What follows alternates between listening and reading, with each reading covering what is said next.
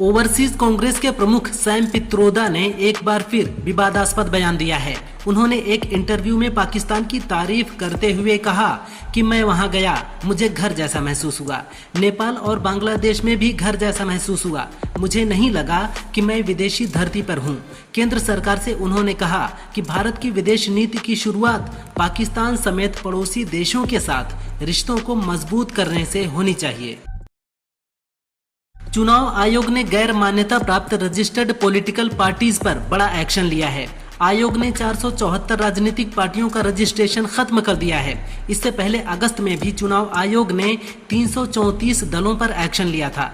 जनप्रतिनिधित्व अधिनियम 1951 के मुताबिक कोई भी पंजीकृत दल अगर 6 साल तक इलेक्शन से दूर रहता है तो उसका रजिस्ट्रेशन समाप्त हो जाता है। इसी नियम के तहत ये कार्रवाई हुई है।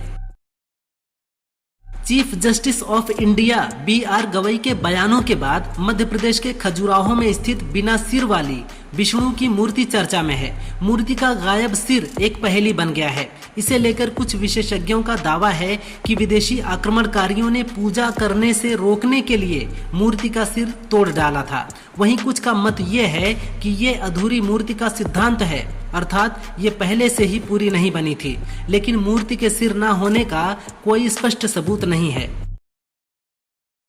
राहुल गांधी के जेन-ज़ी वाले पोस्ट पर महाराष्ट्र के सीएम देवेंद्र फडणवीस ने रिएक्ट किया है। उन्होंने कहा कि मैंने पहले ही कहा है कि ये वोट चोरी का मामला नहीं है।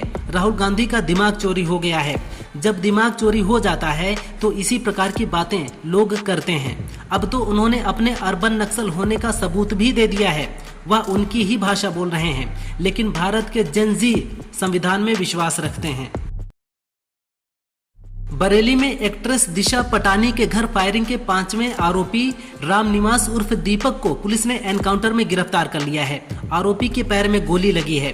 रामनिवास पर 25,000 रुपए का इनाम रखा गया था।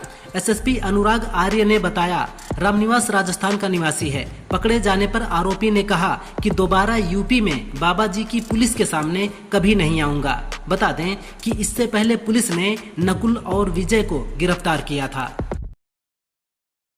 दिल्ली आम आदमी पार्टी अध्यक्ष सौरभ भारद्वाज ने सीएम रेखा गुप्ता की चुनौती स्वीकार कर ली है। उन्होंने कहा, सीएम रेखा गुप्ता ने चुनौती दी है कि पिछली सरकार उनसे बात करे कि 10 साल में क्या काम हुआ है और बीजेपी ने 8 महीने में क्या काम किया है। हम उनकी चुनौती को स्वीकार करते हैं। सीएम रेखा जगह और स्थान बताएं, हम बहस के लिए तैयार हैं। लेकिन सीएम से एक विनती है कि वह चुनौती देकर भाग न जाएं, क्योंकि बहस से भागना बीजेपी की आदत है। यूपी के सीएम योगी को जान से मारने की धमकी देने का एक वीडियो सोशल मीडिया में वायरल हो रहा है।